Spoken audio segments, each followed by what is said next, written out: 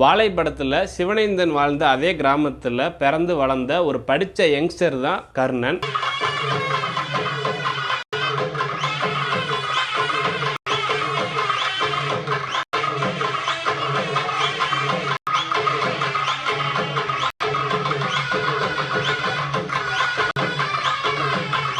அன்னியன் படத்தில் விக்ரம் அவர் சுற்றி நடக்கிற பிரச்சனையெல்லாம் தட்டி கேட்கறதுக்கு ஒருத்தர் இப்படி வரணும்னு நினச்சி அவரே அந்த கேரக்டராக மாறுற மாதிரி இவரை சுற்றி நடக்கிற பிரச்சனைக்கெல்லாம் குரல் கொடுக்கறதுக்கு இப்படி ஒரு ஆள் இருக்கணும் அப்படின்னு இவர் நினச்சி உருவாக்குன ஒரு கேரக்டரோட வடிவமாக தான் நான் பார்க்குறேன். எந்த ஒரு பஸ் ஊருக்குள்ளே நிற்கணுங்கிறதுக்காண்டி போராடினானோ அதே பஸ்ஸில் ஏறி திரும்ப ஊருக்கு வர்றான் கர்ணன். அந்த பஸ்ஸில் ஏறி படிக்க போன அந்த ஊர் பசங்க பெரியாளாகி நல்ல நிலைமையில திரும்பி வந்த கர்ணன் முன்னாடி வந்து நிற்கிறாங்க.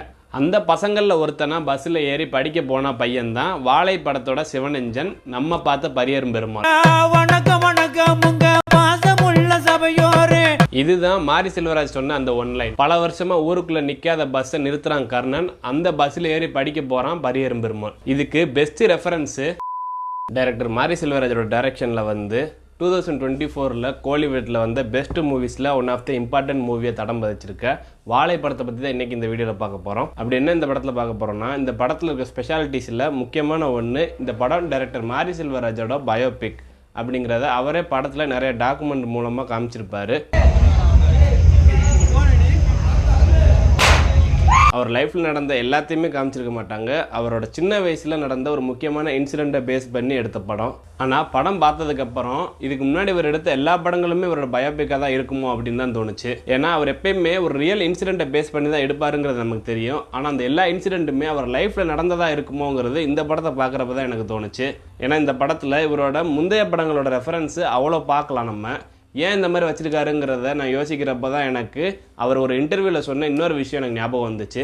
ஆர்டரை மாற்றி போடுங்க. கர்ணன் ஃபர்ஸ்ட் படமாக பாருங்க, பெரியவங்கள செகண்ட் படமாக பாருங்க, மாமன்னனை தேர்ட் படமாக பாருங்க, வாழையை அடுத்து வந்துச்சுன்னா வாழையை ஃபர்ஸ்ட் படமாக பாருங்க. மறுபடி பெரிய பெருமாளுக்கும் கர்ணனுக்கும் சம்மந்தம் இருக்குது, கர்ணனுக்கும் மாமன்னுக்கும் சம்மந்தம் இருக்குது, மாமன்னுக்கும் வாழைக்கும் சம்மந்தம் இருக்கும், இதுக்கப்புறம் படங்களும் சம்மந்தம் இருக்கும். ஏன்னா எல்லாத்துக்குள்ளேயும் நான் இருப்பேன், என் வாழ்க்கை இருக்கும், என்னோட கேள்விகள் இருக்கும். அப்படிங்கும்போது செப்பரேட் அப்படின்னு ஒரு மூவி இல்லை. இவர் சொன்ன இந்த ஆர்டர் படி அவர் படம் எடுத்திருந்தாருன்னா லோகேஷ் கனகராஜ் கிரியேட் பண்ண எல்சியூ அப்படிங்கிற கான்செப்டுக்கு முன்னாடியே எம்சியூ அப்படின்னு இவரோட இந்த பெஞ்ச் மார்க்கை கோலிவுட்ல அப்பவே பதிச்சிருப்பாரு. எடுத்துருக்கலாம்ல, ஏன் எடுக்கல அப்படின்னு கேட்டீங்கன்னா, டைரக்டர் ராம் அவர்கள் அவர்கிட்ட சொன்ன அந்த ஒரு விஷயம், இவங்க கிட்டத்தட்ட எழுதின முதல் ஸ்கிரிப்ட் இது நான் நினைக்கிறேன். வாழை நான் பண்ண வேண்டாம்னு சொன்னேன். முதல் படமா இதை பண்ணியிருந்தானா எனக்கு கற்றல் தமிழ் எடுத்து என்ன ஆச்சோ அதே தான் அவனுக்கு அதாயிருக்கும். ஸோ நான் மாரி செல்வராஜ் வந்து எப்படி ஜெயிக்கணும்னு நினைச்சேன்னா, வணிக ரீதியாக பெரும் பெரும் கதாநாயகர்களை உருவாக்கி ஒரு தயாரிப்பு நிறுவனத்தை உருவாக்கி அப்படி ஜெயிக்கணும்னு நினைச்சா அது இன்னைக்கு நடந்திருக்குன்னு நான் நம்புறேன். இதனால தான். ஆனால் அப்படி எடுத்தனால தான் இவரோட கெரியருக்கும் சரி இந்த படத்துக்கும் சரி அது ஒரு பெரிய பிளஸ்ஸாக அமைஞ்சிருக்கு. அவர் ஆர்டர் படி எடுக்கலனாலும் அவர் சொன்ன ஆர்டர் படி நம்ம இமேஜின் பண்ணுறப்பவே அந்த எம்சிங்கிற கான்செப்டை என்னால் எக்ஸ்பீரியன்ஸ் பண்ண முடிஞ்சிச்சு. அதை நீங்களும் பண்ணணுங்கிறதுக்காண்டி தான் இந்த ஒரு கண்டென்ட்டை வீடியோவாக மேக் பண்ணியிருக்கேன். ப்ளஸ் டைரக்டர் மாரி செல்வராஜ் கிட்ட நம்ம கற்றுக்கக்கூடிய ஒரு விஷயம் இருக்குது. அந்த ஒரு மெசேஜையும் பார்க்குறதுக்காகவும் அவருக்கு ஒரு ட்ரிபியூட் வீடியோவாகவும் இது இருக்கணுங்கிறக்காண்டி தான். ஸோ வாங்க வீடியோக்குள்ளே போகலாம். ஆனால் வீடியோ பார்க்குறதுக்கு முன்னாடி இந்த படத்தை இன்னும் பார்க்காதவங்க யாராச்சும் இந்த வீடியோ பார்த்துட்டு இருந்தீங்கன்னா இப்போவே ஸ்கிப் பண்ணிடுங்க. ஏன்னா இந்த வீடியோ உங்களுக்கு ஒரு ஸ்பாய்லராக இருக்கும்.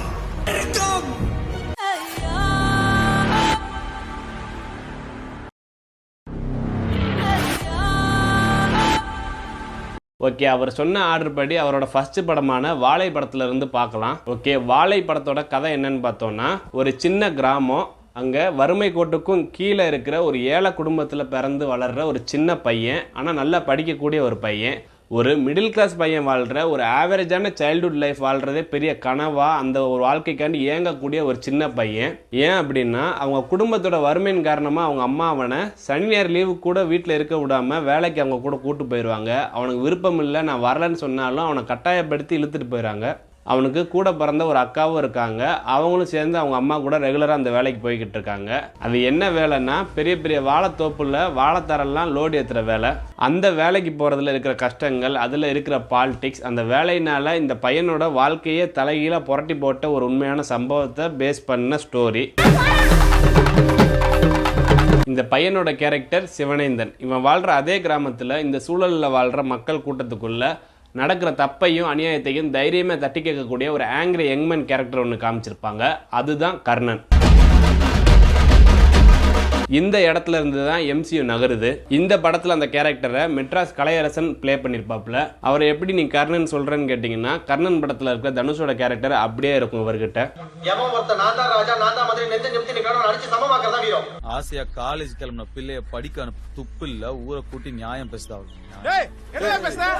வாழை படத்துல கர்ணன் படத்துக்கான MCU பாயிண்ட் எங்க ரெஃபரன்ஸா வச்சிருக்காங்கிறத பார்த்தாச்சு. இப்போ கர்ணன் படத்துல வாழையோட MCU பார்ட் எங்க வருது, அங்க இருந்து எப்படி பரியேறும் பெருமாளா மாறுதுங்கிறத பார்க்கலாம். வாழை படத்துல சிவனேந்தன் வாழ்ந்த அதே கிராமத்துல பிறந்து வளர்ந்த ஒரு படிச்ச யங்ஸ்டர் தான் கர்ணன்.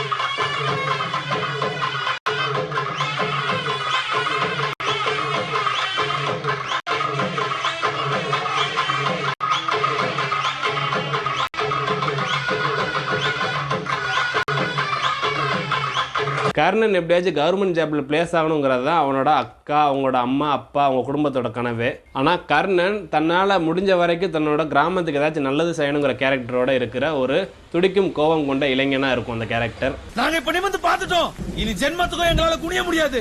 என்ன எல்லாருக்கும் கேட்டுச்சா? போலீஸோ மிலிட்டரியோ எது வந்தாலும் சண்டை போட போறோம். தான் ஊருக்கான அடிப்படை வசதியில் ஒன்றான போக்குவரத்து வசதி அந்த ஊருக்கு பல வருஷமாக இல்லாதனால அதை எப்படியாச்சும் கொண்டு வரணுங்கிறதுக்காண்டி தன்னால் முடிஞ்ச எல்லா லீகலான ஆக்ஷன்ஸையும் அந்த ஊரோட சப்போர்ட்டோட செய்கிறான். ஆனால் கவர்மெண்ட் ப்ராப்பரான ஒரு பஸ் ஸ்டாப் அந்த ஊருக்கு கொடுக்கல. நீங்கள் பக்கத்து ஊரில் தான் போய் ஏறணுங்கிற சுச்சுவேஷனை அவங்களுக்கு க்ரியேட் பண்ணி கொடுக்குது. ஆனால் அந்த பக்கத்து ஊரில் ஒரு ஹையர் ஸ்டடீஸ்க்காண்டி படிக்கணும்னு ஆசையோடு போன ஒரு பொண்ணும் அவங்க அப்பாவையும் அசிங்கப்படுத்தி அவங்கள துன்புறுத்தி அனுப்பிடுறாங்க. ஏன்னா படித்தாங்கன்னா அவங்களோட பெரிய ஆள் ஆயிடுவாங்கங்கிற வக்ர புத்தினால. எல்லாத்துக்குமே ஒரு அளவு தான், இதுக்கு மேலே என்னால் பொறுத்துக்கிட்டு இருக்க முடியாது அப்படின்னு தன்னோட கோவத்தோட கட்டுப்பாட்டை இழந்த கர்ணன் அந்த ஊரை தாண்டி போகிற பஸ்ஸை அந்த ஊர் மக்களோட சேர்ந்து அடித்து நொறுக்குறான்.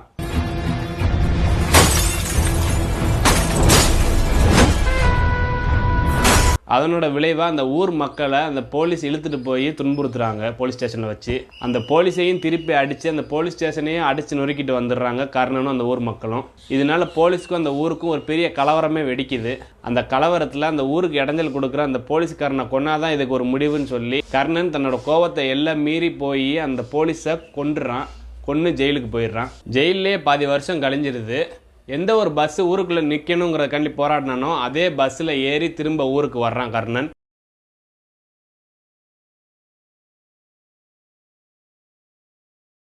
தன்னோட கனவு வாழ்க்கை நாசமாக போனாலும் பரவாயில்ல, நான் பட்ட கஷ்டத்துக்கு ஏதோ பலன் கிடைச்சிருக்கு, இது போதும் அப்படிங்கிற மைண்ட் செட்டில் சந்தோஷத்தோட ஆட்டம் பாட்டத்தோட கர்ணனோட கதை முடியுது.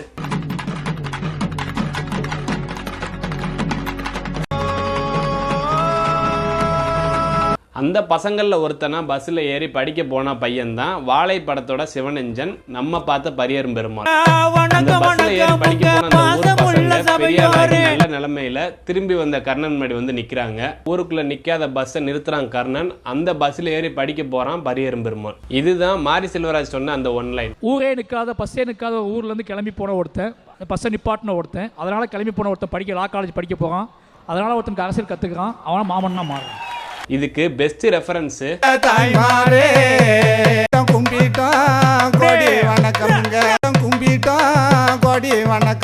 இதை விட வேற எதுவுமே இருக்க முடியாது. முக்கியமா இதுல பரியேறும் பெருமாள் அம்மா கேரக்டர் பண்ணவங்க தான் வாழை படத்துலயும் அம்மா கேரக்டர் பண்ணிருப்பாங்க.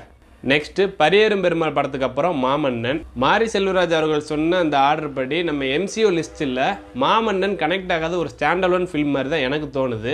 ஆனால் அந்த படத்தில் அவர் காட்டின விஷயமும் ஒரு லைஃப்பில் நடந்த ஒரு இன்சிடென்ட் தான் அப்படிங்கிறத அவரே ஒரு இன்டர்வியூவில் சொல்லியிருப்பாரு. பரியேறும் பெருமாள் படம் பண்ணதுக்கப்புறம் டைரக்டர் ஆனதுக்கப்புறம் நான் வந்து எங்கள் அப்பா வேலை பார்த்த வீட்டுக்கு கூட்டிகிட்டு வந்தாரு டைரக்டர் ஆகிட்டான்னு சொல்லிட்டு. அப்போ வந்து எனக்கு தடப்படலாம் உட்காந்து விருந்தெல்லாம் வச்சு சாப்பாடுலாம் போட்டாங்க. எங்கள் அப்பாவுக்கு சேர் போடல, அது அவங்க இயல்பாக எடுத்துக்கிட்டாங்க, ரொம்ப கேஷுவலாக சொன்னார். பட் எனக்கு அது பெரிய பெயின் இருந்துச்சு. எப்படி சாத்தியம், இது என்ன மாதிரியான உளவியல் அப்படின்னு ரொம்ப டிஸ்டர்ப் பண்ணுச்சு. அது எனக்கு உள்ளே இருந்துகிட்டு இருந்துச்சு. அப்போ உதயநிதி சார் கூப்பிட்டு கதை கேட்கும்போது இப்படி ஒரு சம்பவம் நடந்துச்சு, இதை நான் படமாக பண்ண ஆசைப்படுறேன், நீங்கள் பண்ணீங்கன்னா இதில் அரசியல் பார்வையோட அந்த படத்தை நான் அணுகுவேன், உங்களுக்கு ஓகேன்னா அந்த ஸ்கிரிப்டை நான் பண்ணுறேன் அப்படின்னு சொன்னேன். அது உடனே ஓகே சொன்னார். அப்படி ஆரம்பிச்சது தான் மாமன்னன். ஆனால் மாமன்னன் படம் முழுக்க அவரோட கதை கிடையாது. அவர் லைஃப்பில் நடந்த அந்த ஒரு இன்சிடெண்ட்டை மையமாக வச்சு அந்த இன்சிடென்ட்னால அவரை விட பெருசாக பாதிக்கப்பட்ட ஒரு நபரோட கதையை தான் படமாக எடுத்திருப்பாரு.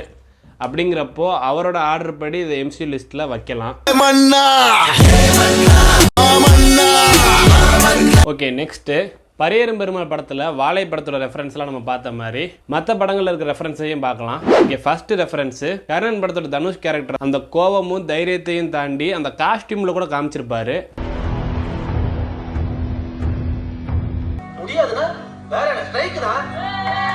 நெக்ஸ்ட் கர்ணன் படத்தில் வர்ற அந்த அக்கா கேரக்டர். எனக்கு தெரிஞ்சு இந்த அக்கா கேரக்டரும் சரி கர்ணன் பட தனுஷ் கேரக்டரும் சரி ரெண்டுமே மாரி செல்வராஜ் அவர்களோட கற்பனை கதாபாத்திரம் தான் நான் நினைக்கிறேன். ஏன்னா இந்த ரெண்டு கேரக்டருமே வாழை படத்தில் கிளைமேக்ஸில் இறந்து போயிடுறாங்க. அதுதான் அவர் லைஃப்பில் நடந்த உண்மையான இன்சிடென்ட்டும் கூட. எங்கள் அக்கா ஒருத்தவங்க இறந்து போயிட்டாங்க. ஒரு ஆக்சிடென்ட்ல வந்து 19 பேர் இறந்து போயிட்டாங்க. எங்க கூட பிறந்த அக்கா, அண்ணன், தம்பி எல்லாருமே 19 பேர் ஒரே நாள் விபத்துல, ஒரே ஆக்சிடென்ட்ல. சொந்த அக்கா அதுல இருந்து போனாங்க. உச்சிமகான்னு சொல்லி 19 பேர் முகமே இன்னும் அப்படியே நினைச்ச இடத்துல வரும். அவங்க 19 பேருமே வந்துட்டே இருப்பாங்க டெய்லி கனவுல. என்னது அப்படி இருக்கிறப்போ திரும்ப அந்த அக்காவும் இந்த கேரக்டரும் கர்ணன் படத்தில் காமிக்கிறாரு அப்படின்னா எனக்கு அது ஒரு கற்பனையாக தான் தோணுது. அதுலேயும் முக்கியமாக தனுஷோட கேரக்டர், அந்த அக்கா கேரக்டரை கூட அவர் காமிச்ச விதம் எப்படி இருக்குன்னா, கூட பிறந்த தன்னோட அக்காவை இழந்த அந்த வலியையும் உயிரோட இருந்திருந்தா அவங்க கூட எப்படி அவர் இருந்திருப்பாருங்கிற ஏக்கத்தோட வெளிப்பாடாக தான் அந்த சீன்ஸ்லாம் வச்சிருப்பாரு. அந்த அக்காவோட அன்பு, அரவணைப்பு, கண்டிப்பு இதெல்லாம் காமிச்சிருப்பாரு.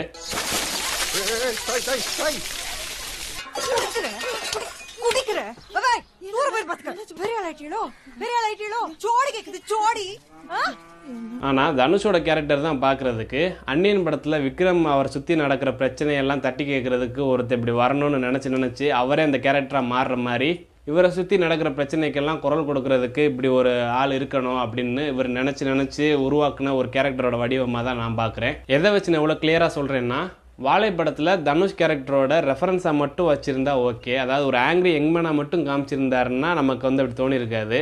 ஆனால் இவர் அந்த அக்கா கூட ஒரு லவ் போர்ஷன் வச்சுருப்பாரு. கிளைமேக்ஸில் அந்த அக்காவை காப்பாற்ற போய் தான் இவரும் மாட்டிக்கிட்டு இறந்து போயிட்டாருங்கிற மாதிரி சீன் காமிச்சிருப்பாரு. அதெல்லாம் பார்க்குறப்போ ஒரு கமர்ஷியல் கண்டென்ட்டுக்காகவும் அவர் கதையை நகர்த்தி கொண்டு போகிறதுக்கான ஒரு முக்கியமான கேரக்டர்னு அவரே உருவாக்குன மாதிரி இருக்குது. இந்த படத்தில் கலையரசன் கேரக்டரும் சரி, கர்ணனில் தனுஷ் கேரக்டரும் சரி.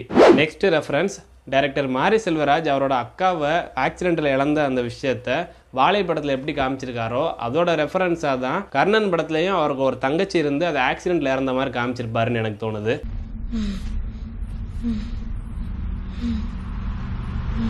இந்த கர்ணனோட தங்கச்சி ஆக்சிடென்ட்ல இறந்து போனதை அவங்க அப்பா அழுது புலம்புற மாதிரி ஒரு சீன் கர்ணன் படத்துல காமிச்சிருப்பாங்க. இப்பேற்பட்ட புள்ளைய பறி கொடுத்துட்டேனே, ஐயோ ஐயோ, நடு ரோட்ல பறி கொடுத்துட்டேனே. டயலாக்ல கூட அவர் வந்து மென்ஷன் பண்ணியிருக்காரு. அந்த இறப்புல அவர் அனுபவிச்ச சோகம், துக்கம், பெயினோட எஃபெக்டா தான் இந்த ரெண்டு படங்கள்லயுமே கேத வீட முக்கியமான ஒரு சீனா காமிச்சிருப்பாரு. வாழை படத்துல இன்ட்ரோடக்ஷன் சீன்லயே ஒரு கேத வீட தான் காமிச்சிருப்பாரு. கர்ணன் படத்துல பண்டாரத்திங்கிற சாங்கே வச்சிருப்பாரு.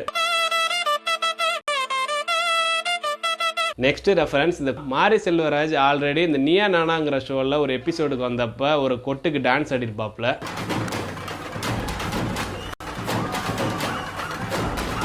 இதுதான் ஞாபகத்துக்கு வருது. அப்படியே கர்ணன் படத்தில் வர அந்த கிளைமேக்ஸில் தனுஷோட டான்ஸ் மாதிரியே இருக்கும் பார்க்குறதுக்கு. அந்த எபிசோட்ல இந்த மாதிரி கொட்டுக்கு ஆடுறவங்களை பற்றி ஒரு விஷயமும் சொல்லியிருப்பாரு மாரி செல்வராஜ். பரதநாட்டியமும் மற்ற டான்ஸ்லாம் ஆடினாங்களா, ஸ்டேஜுக்கு ஏறி போய் பாராட்டுவாங்க. அப்படி ஒரு பாராட்டு உங்களுக்கு கிடைக்கவே கிடைக்காது. தன்னைத்தானே தூக்கி கொள்கிற ஒரு நடனம் தான். தன்னைத்தானே நிரூபிக்கிற, தன்னோட சந்தோஷத்தை நிரூபிக்கிற, யாருக்கும் எந்த பதில் சொல்லணும்னு அவசியம் கிடையாது. அவரோட அந்த ஸ்பீச்சை கேட்குறப்ப உள்ளுக்குள்ள அப்படியே லைட்டாக ஒரு சந்தோஷம். ஏன்னா I am also one of the artist like Mari Selvaraj.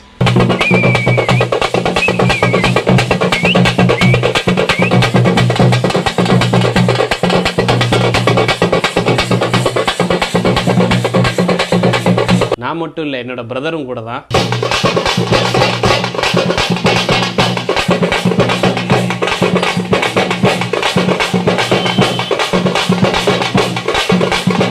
இதாமல ஊர்ல சொல்லுவானுவோம், யாரு கூட சாசம் இந்த சின்ன பேர் கூட சாசம் வைக்கப்படாது. நெக்ஸ்ட் ரெஃபரன்ஸ், பரியேறும் பெருமாள் படத்துல வர்ற கதிரோட அந்த ஊரும் வாழை படத்துல வர சிவனஞ்சனோட ஊர் பேரும் ஒரே மாதிரி இருக்கும். ஆமா, புளியங்குளம்.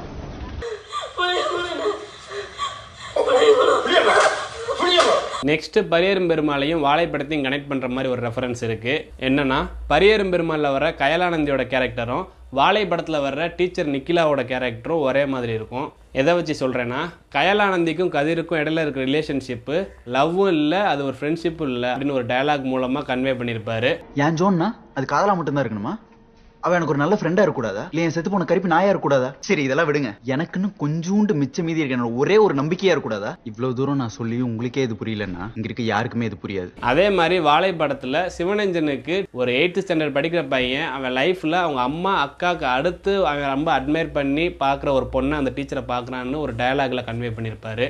டேய், அப்ப மத்த நாள்ல நான் அழகா இல்லையா? எங்க அம்மா மாதிரி அழகா இருந்தீங்க, நீங்க எங்க அக்கா மாதிரி அழகா இருக்கீங்க. கர்ணன் படத்தில் கர்ணனோட தங்கச்சி கேரக்டர் அப்பப்போ ஒரு சாமி சிலையோட ஃபேஸோட அப்பப்போ வர்ற மாதிரி காமிச்சிருப்பாங்க.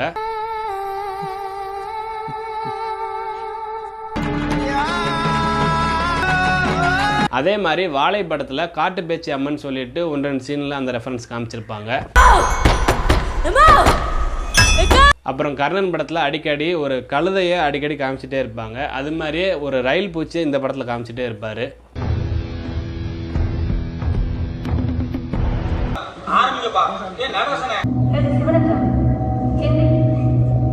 ஓகே, டைரக்டர் மாரி செல்வராஜ் சொன்ன ஆர்டர் படி எம்சியும் பார்த்தாச்சு, அதோட ரெஃபரன்சஸும் நம்ம பார்த்தாச்சு.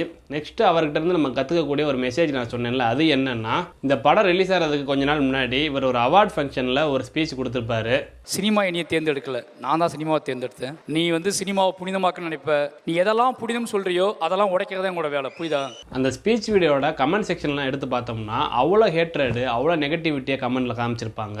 ஏன் அவங்க அம்மா அப்பாவே இந்த படத்தோட ஷூட்டிங் டைம்ல நீ ஏன் இந்த மாதிரி படமா எடுக்கிற அப்படின்னு சொல்லி திட்டுனாங்கன்னு ஒரு ரீசெண்டாக ஒரு இன்டர்வியூல சொல்லியிருப்பாரு. இந்த வாழை படத்தில் கிளைமாக்ஸ் சீன் எடுக்கும்போது நான் 10 days நான் தூங்கவே இல்லை. ஹாஸ்பிட்டலில் தான் அட்மிட் ஆன, போய் டாக்டர் டேப்லெட் தான் கொடுத்தாங்க. ஏன்னா எனக்கு அந்த அந்த வாழ்க்கைக்கு நான் திரும்பி போனதில் மிகப்பெரிய மன உளைச்சலுக்கு உள்ளானு. என் கேரியர்லேயே நான் பெரிய மன அழுத்தத்தில் எடுத்த படம்னா வாழை தான். எங்கள் அம்மா அப்பெல்லாம் அவ்வளோ திட்டினாங்க, இதை ஏன் எடுக்கிற, இதை எடுக்காது. ஏன்னா அவங்க நினச்சிட்டாங்க சினிமானா ஜாலி, இவன் ஓட்டு ஏன் இப்படி பண்ணுறான். ஆனால் அப்படி பேசின எல்லாரும் தான் இன்றைக்கி அவரோட படத்தை தியேட்டரில் பார்த்துட்டு எண்டு கார்டு கிரெடிட்ஸ் போடும்போது கூட எந்திரிச்சு கிளம்ப மனசு வராமல் உட்காந்து பார்த்துட்டு பாராட்டிகிட்டு இருக்காங்க. இதிலிருந்து என்ன தோணுதுன்னா,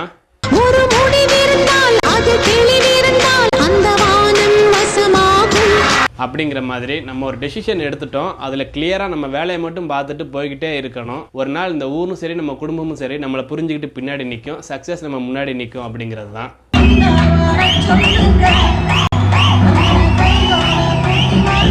அப்புறம் நிறைய பேர் அவரோட ஸ்பீச்சை ரொம்ப தப்பா புரிஞ்சுக்கிட்டு இருக்காங்க. அவர் ஆணவத்தில் பேசல, அது அவரோட ஆதங்கம். ஒரு 8th ஸ்டாண்டர்ட் படிக்கிற பையனா அவர் லைஃப்ல நடந்த விஷயங்கள்ல இருந்து கர்ணன் படத்துல அந்த படத்துக்கு சென்சார்ல சர்டிபிகேட் வாங்க போற வரைக்கும் அவருக்கு இருந்த பிரச்சனையெல்லாம் இந்த ஊர் உலகத்துக்கு முன்னாடி எடுத்து சொல்லி அடுத்த தலைமுறைக்கு அவரை மாதிரி இருக்கிற பசங்களுக்கு அந்த கஷ்டமும் கொடுமை நடக்க கூடாதுங்கிறதுக்கு சொல்றதுக்கான ஒரு மீடியமா தான் இந்த சினிமாவை சூஸ் பண்ணியிருக்கேன் அப்படின்னு தான் சொல்லியிருப்பாரு. எனக்கான வழிகளை உருவாக்குவதற்கு, எனக்கான தேவையை உருவாக்குவதற்கு நான் தேர்ந்தெடுத்த நிறைய வழிகளை சினிமா ஒரு வழி. இது ஒன் ஆஃப் த ரீசன். ஆனால் முக்கியமான ரீசன் என்னன்னா, நீ சினிமாவை புனிதமாக்க நினைப்ப, நீ எதெல்லாம் புனிதம் சொல்றியோ அதெல்லாம் உடைக்கிறதா உங்களோட வேலை, புரியுதா? சினிமாவும் புனிதம் கிடையாது, இங்கே எதுவுமே புனிதம் கிடையாது. இங்கே எதெல்லாம் நீ புனிதன்னு சொல்றியோ அதுக்குள்ளாம் புகுந்து அது ஒன்றுமே இல்லாத சாமானிய மனுஷனுக்கானது எல்லாருக்குமானதுன்னு சொல்கிறத எழுத்தை தான் நான் விரும்புகிறேன். இங்கே அவர் புனிதம்னு அவர் மீன் பண்ணுறது ஸ்பெஷல் அப்படிங்கிற விஷயத்தை தான் அவர் தமிழில் புனிதம்னு மீன் பண்ணியிருக்காரு. இங்கே ஸ்பெஷல் எந்த ஒரு விஷயமே கிடையாது. இங்கே யார் என்ன ஆகணும்னு நினச்சாலும் யாருனாலும் ஆகக்கூடிய பொது தான் எல்லாருக்கும் எல்லாமே அப்படிங்கிறத திரும்ப நார்மலைஸ் பண்ணுறதுக்கு தான் நான் இந்த சினிமாவை சூஸ் பண்ணியிருக்கேங்கிறத ஸ்ட்ராங்காக இதை மீன் பண்ணி தான் சொல்லியிருப்பாருன்னு எனக்கு தோணுது. எதுக்கு இந்த ஒரு ஸ்டேஜில் இவர் இந்த ஒரு விஷயத்தை இவ்வளோ இன்டென்ஸாக பேசுறதுக்கு என்ன ரீசன் அப்படின்னு கேட்டிங்கன்னா, போன வருஷம் ரிலீஸ் ஆன ஜிகிர்தண்டா XX அப்படிங்கிற படத்தோட கிளைமேக்ஸில் டைரக்டர் கார்த்திக் சுப்ராஜ் ஒரு குவாட்ஸ் ஒன்று யூஸ் பண்ணியிருப்பாரு. இந்த குவாட்ஸ் தான் டைரக்டர் மாரி செல்வராஜை பெருசாக இம்பாக்ட் பண்ணியிருக்குன்னு நான் நினைக்கிறேன். அதோட எஃபெக்டாக தான் அவர், நான் சொல்கிறேன், தெருவில் நின்று பாடுவேன், தெருவில் நின்று ஆடுவேன், தெருவில் கதை எழுதுவேன், கவிதை எழுதுவேன், நான் ஏதாவது பண்ணிக்கிட்டே இருப்பேன். ஏன்னா நான் சினிமாவை என்னையை தேர்ந்தெடுக்கல, நான் சினிமாவை தேர்ந்தெடுத்திருக்கேன். எனக்கு கீழே தான் சினிமா இருக்குது, ஓகேங்களா? இந்த மாதிரி ஒரு வார்த்தையை யூஸ் பண்ணியிருக்கணும்னு நான் நினைக்கிறேன். மாற்றங்கள் ஒன்றே தான் மாறாததுன்னு சொல்லுவாங்க. அந்த மாற்றத்தை நம்மகிட்ட இருந்து கொண்டு வரணும், அந்த சொசைட்டியில் நம்ம மாற்றணும், நம்ம நார்மலைஸ் பண்ணணும்னு நினச்ச விஷயத்தெல்லாம் நமக்கு தெரிஞ்ச ஆர்ட் ஃபார்ம் மூலமாக நம்ம குரல் கொடுக்கணும்னு அவர் எடுத்த இந்த முயற்சிக்கும் அவரோட ஜேர்னிக்கும் ஒரு ட்ரிபியூட்டாக இருக்கணுங்கிறதுக்காகவும் தான் இந்த வீடியோ மேக் பண்ணேன். எம்சியும் அந்த என்டர்டெயின்மெண்ட்டான கண்டென்ட் போர்ஷன்ஸையும் தாண்டி லாஸ்ட்டை நான் சொன்ன விஷயத்தையும் அனலைஸ் பண்ணி பாருங்கள். இவரோட படங்கள் மூலமாக இவர் சொல்கிற விஷயங்கள்லாம் தப்புன்னு இன்னும் நிறைய ஒரு சிலர் புரிஞ்சுக்கிட்டு இருக்காங்க. அவங்கள மாதிரி ஆளுங்களுக்கு ஷேர் பண்ணணும்னு நினச்சிங்கன்னா இந்த வீடியோவை ஷேர் பண்ணுங்கள். நான் சொன்னதில் உங்களுக்கு ஏதாச்சும் தப்பு இல்லை இதுதான் கரெக்டு அப்படின்னு உங்களுக்கு தோணுச்சுன்னா அதையும் கமெண்ட் பண்ணுங்கள். ஓகே, அட் லாஸ்ட் சப்ஸ்கிரைப் பண்றவன் மனுஷன், வித் ஆல் பட்டனையும் சேர்த்து பிரஸ் பண்றவன் பெரிய மனுஷன் அப்படின்னு நான் நினைக்கிறேன். நீங்களும் நினைச்சீங்கன்னா சப்ஸ்கிரைப் பண்ணிட்டு ஆல் பட்டன் பிரஸ் பண்ணிருங்க. Okay, see you again in next video. Until no more low, always jolly. நான் உங்கள் நண்பன் காளி.